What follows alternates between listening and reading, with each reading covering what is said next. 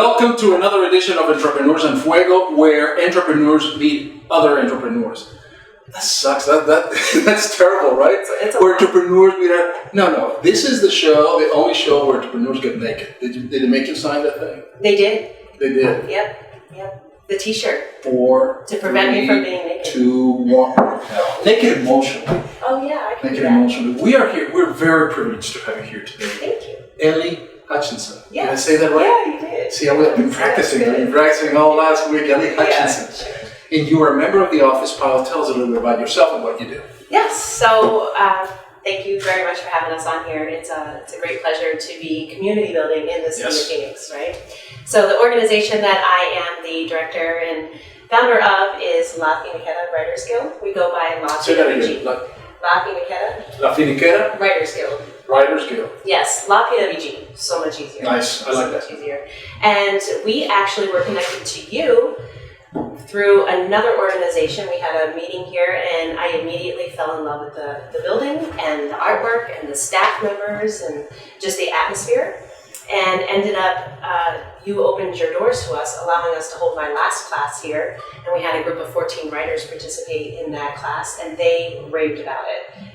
One individual said this is the first time that semester that they were able to be inspired by a space. So that's when I thought it would be a great opportunity to reach out to you to see if you can do that. For writers, you have to have, I think, I'm not a writer, unfortunately. No, but your son is. My son is. Yes. He's a prolific writer. He's a very good writer. In fact, he's the one that does all the content for the Office Pod, Entrepreneurs and Fuego, and everything else. So he's very good. But you have to have, in my view, some kind of inspirational environment in order to get creative, right? Absolutely. That's what it's all about. And I think this space provides that for you. Absolutely. And the artwork, too. You're all going to hear from an artist that is highlighted here.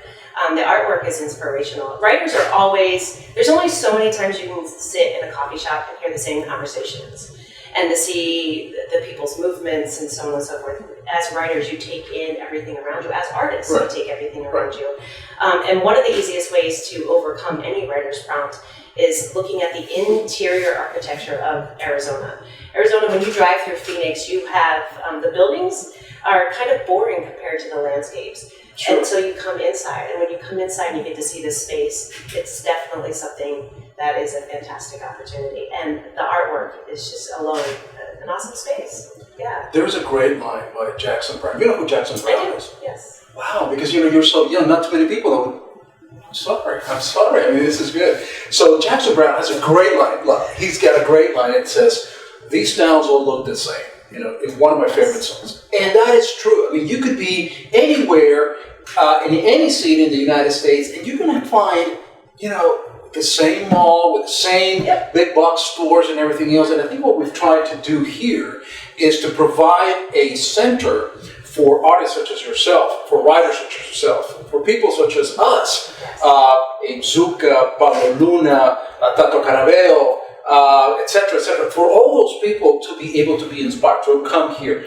And as entrepreneurs, we also try to provide that here in this space. And that's so important because we're brand new. We're a little over a year old. We started officially March of 2014, and we've developed some amazing partnerships with arts-based organizations within the Phoenix here, and we're even expanding into wine country. So in Clarkdale and Cottonwood, we're working with organizations such as Page Spring Cellars and 4-8 Wineworks, and then down in Globe in Miami to hold writing retreats and programs there. It's really important, but being new is also a handicap in a way because people don't necessarily want to work with you until you're established. So you providing the space for young businesses, young folks, which I'm not in that category anymore, is awesome. What do you mean you're not young? At Jackson Brown, do you know he has like over 21 guitars that he brings in to his stage performances? I actually do. And I used to like Jackson Brown a lot until he hit his wife.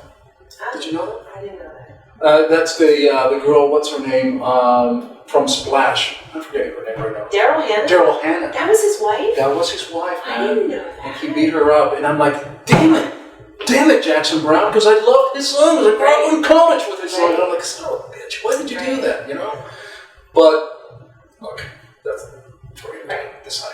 Whatever. You already made your decision. You're like, I'm not going to support it. Oh, hell, well, still listen to the songs, but I kind of put his name aside. I understand. Look, you could be in corporate America making tens of thousands of dollars a month, but you decided not to. Definitely not. And that I admire.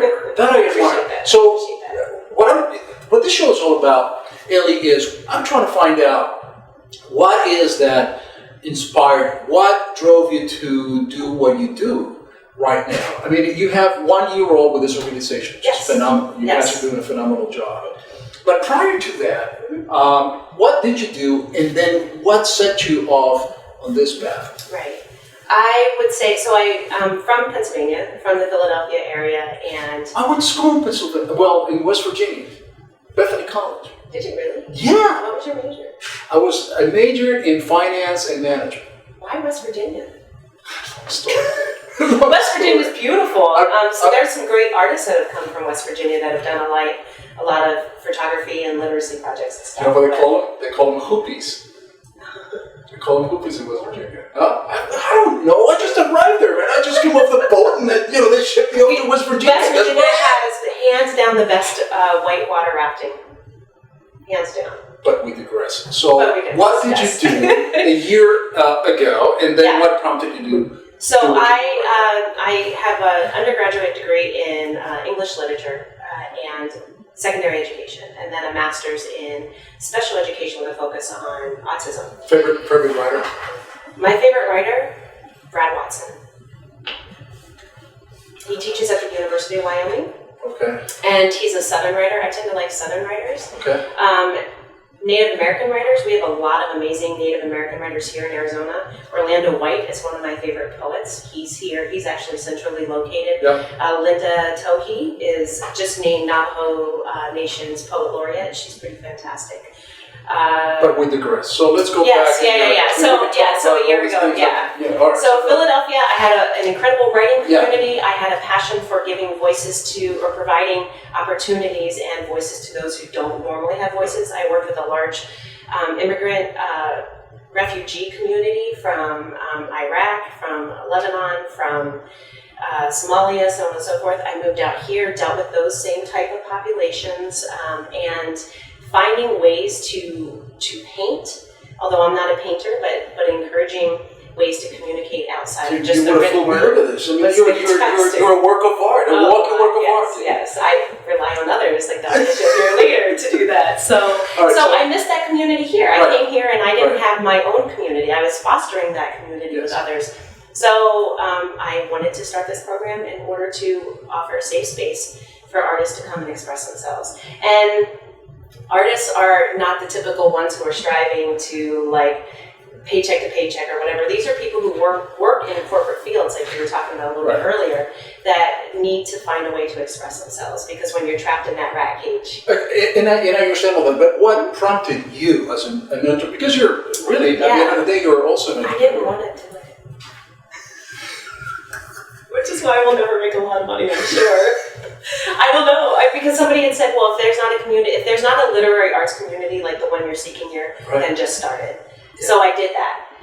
And it's been really hard. It's been really, why is it hard? What, because there's no support from the community? Is there no, there's apathy? What's going on? I'm not good at math. So you're not capitalizing on an amazing idea that you have, and that's... And writing should never be about money. Writing should just always be about expression. And what's more important for me is the ability to raise people's social literacy by sitting in a space like this, or by working in a corporate office setting.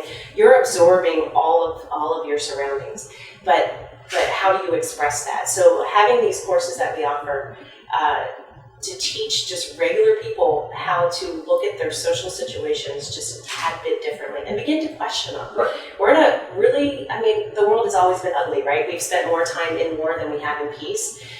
But we're at a very pivotal moment here in the United States. If you look at some of the media discourse on the way that they're handling Black Lives Matter and the immigration refugee situations here in Arizona, if you look at the news media from back in the 60s and the 50s and even written works back when Robert Frost was writing, when you had, just the Renaissance. It's duplicated. It is 100% exactly the same BS that's being fed, and we're just sitting there being idle in it. A lot of PWG and artists like you're going to hear from later on are trying to expand our social literacies and give people a new way to look at things. That's why I started it. That's why it'll never make any money, because I'm passionate about that. You can visit the website and find out about our classes. We are here with Ellie Hutchison. Yes. I'm still pronouncing that all right. I mean, but by now, I'm like, what is her name? Ellie Hutchison. And you have a phenomenal community of writers that you're trying to promote, that you're trying to foster. What's the next event that's coming up? The next event is actually, we have two major things I wanted to focus on. We have an American Feminism since 1990 class that's happening here. Yeah. It's on Here Saturday, at the Office File. Here at the Office Yes. File, Saturday, August 29th from 10 a.m. to 1 p.m. and it's $60. And it's an opportunity to sit down with an ASU professor who has written her life work on feminist theory and stuff like that. We have a really amazing artist that I just met recently who's from Pittsburgh here now, who's going to be conducting a public reading for writers. As writers, we are always in our head, and I always say the best way to edit your work is to read it aloud. But then as writers, we're afraid to read it aloud, unless you're spoken word. And spoken word kicks ass. Well, we want to help everybody have an opportunity. What's the last thing you wrote? Creative? It's been a while. I've been doing a lot of manifesto type writing, a lot of technical writing. I'm in seminary, so a lot of it has been talking about the importance of art's ability to create a safe space and how to move that into the realm of integrated dialogue. What's your biggest challenge? What do you find that's, I mean, if you wanted to take this course, because it truly is a course for Absolutely. if you wanted to make it more public and that more people know about it, what's your biggest obstacle? I would say balancing time. I think the time that we put into finding teachers who can meet the needs of our community members and developing classes to mirror that need is always there. We are always present 100% in that. The time to reach out and advertise and figure out how to do the social media stuff and how to do those types of things is what I need. That's the challenge, is finding more time to be able to do that stuff. That's not the fun stuff. The fun stuff is making the connections and collecting stories and sharing stories. It's the behind the scenes stuff. It's always the administrative stuff that really sucks, right? It is. Because you would think that you guys as writers, it'll come really easy to provide the content and this and that to get on the social media. But actually doing it is... it's like doing your laundry, putting it in the washer, putting it in the dryer, and then folding it, and then letting it sit on your dresser for like a week. Why don't you just put it away? At that point, you would have done all the work. Were you at my house? Because that's exactly where my laundry is. This morning I was like, yeah, exactly. Yeah. Dude, you are just an amazing person. We really admire you. We didn't have enough time. I mean, there's so many things, so many more questions that I want. So what I want you to do is really come back every so often to update us on what you're doing, because it's a great thing, and for me I'm a reader more than a writer. I love to read. I have at least 3 or 4 books on my nightstand that I read all the time. Well, and you can tell that by walking in here.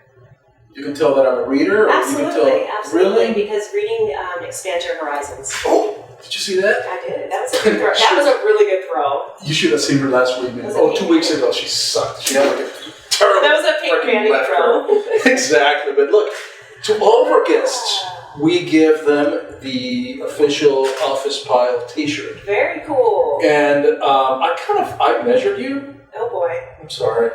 So I hope it fits, dude. It's not a surprise. I really appreciate it. Thank you so much. Thank you so much. I appreciate You're going to come back. You gotta come back. Most definitely. Yes? Yeah, I hope so. Ellie Hutchison Thank with you. us.